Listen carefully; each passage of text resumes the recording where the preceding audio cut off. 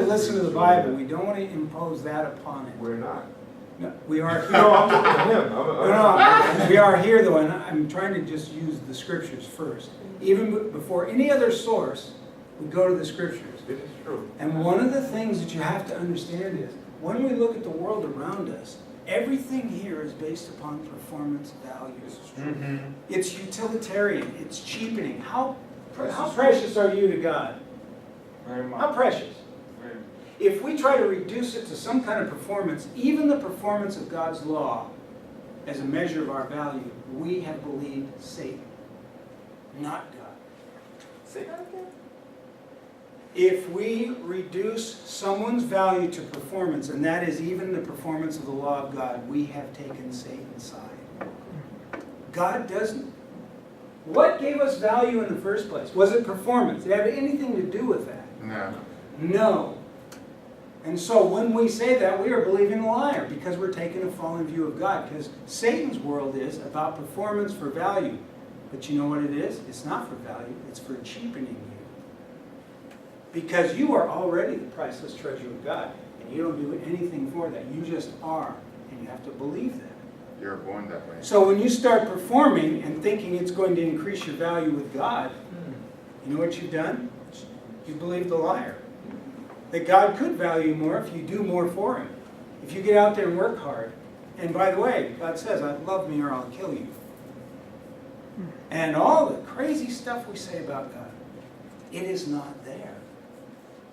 This performance for value system is everywhere you look, including religions. So I've got a question then, Johnny. How do you explain the verse in the New Testament that says, if you love me, keep my commandment? What is it saying? How are we to explain that? You know what we're doing? We're hopping over the verse, your verse, their verse. What I'm saying to you is this. But We say it has to do with base. you're jumping around. No, it doesn't. You're jumping around. So tell me why I'm jumping around, because I don't think I'm Because we don't have any context for that. Okay. We haven't even listened to that. Here we're following and we see, number one, God's love is based upon what? Because He created you. You are His. You belong to Him. If we believe that lie, then we're going to start seeing everything through those eyes. And we're going to be just like the world. God's going to threaten you until you get in line. If you don't, He doesn't care about you. And He's going to burn you in the fire. It's a lot, bunch of lies. Oh, what was the cross about then? God's love for us never changed. His value for us never lost 1 inch. It's our belief in Him that fell. And when Adam and Eve, we just think, oh, they got spanked for eating that apple and now we're in this mess. But do you know what? When God was, what we say is dropping curses on them, that's not what He was doing. Exactly. He was telling them the world that they were going to live under in this tyranny of performance for value. Now, their relationship to each other was going to be fallen. And we're going to look tomorrow at all the fallout of what happened believing this lie. Blame, shame, pain, sorrow, lies. And two of the most devastating things to come out of this is lies about us, our value, and lies about God, who He is. Guess what? It's right back to that.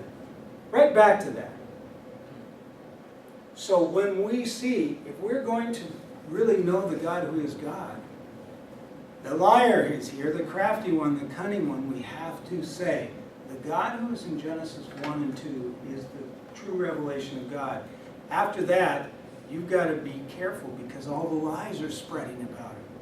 And He doesn't love you, and He wants good performers. God doesn't care about that. Because if you know Him, if you come to know Him, that's why Jesus was not about keeping the law. He was about love, because love is greater. Because love values. When you talk about love, you are talking about valuing something, aren't you? Right. So why would we even value God? Because He values us. This is true. And we receive that value, and then I see you differently because I know that you are a treasured child of God, even if you don't know that. So I see you differently. If you were in a bar, if you were in a gutter, if you're All I know is you've been sold under a lie and you don't even know the God who loves you, that he would go to the cross for you. If you were the only one, that's the God who is God. And so, that's why I'm taking you back to Genesis 1 and 2. We're clearing that land to start over again, because when they got to Jesus, they were so filled with performance lies. Filled with them. And look at the world. The world all goes on that, and I'm going, why would I think God could? In fact, one of the things that Satan did when he switched hats was he blamed this performance for value mess on God. So now people believe this about God. God is angry and he's destroying everything because he's mad at humanity. That's poppycock. Because it's just not true. How much does God love you? Unconditionally. There's no measure, right? What did you do to earn that status or retain it? Just born. You were just his creation. That's why I said, so something that assaults that is actually under the power of the lie. Here's what's really important. God never lost his love for us. We believe lies about him, and so we came under the power of the evil one at the fall. That's why I said what was really going on in the fall was not what it looks like, because the liar was really good. And so, look who looks bad in the fall. God and humans. And Satan is kind of hiding in the trees. But God understood all this in his wisdom. This is the God that you can trust no matter what. Because, remember we said holiness? Most people put holiness down to performance things. And it's wholeness. Just one thing, something that came to my mind when we were doing all the method that Satan used, the serpent. And the thing that I hear so loud in my mind is when you think about a court of law, and a lawyer knows that a particular information should not be said in that court because it has no bearing on the case right now, but he goes ahead and says, oh, anyway.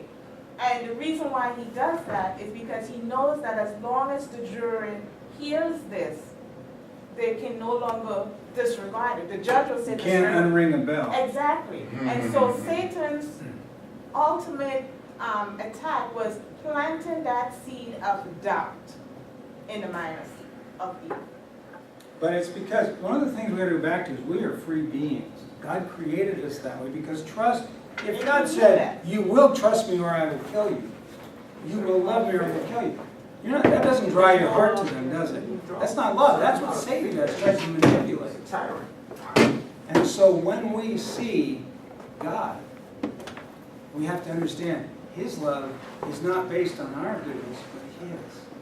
Our ability to produce anything. Because everything we have we receive. It's a gift.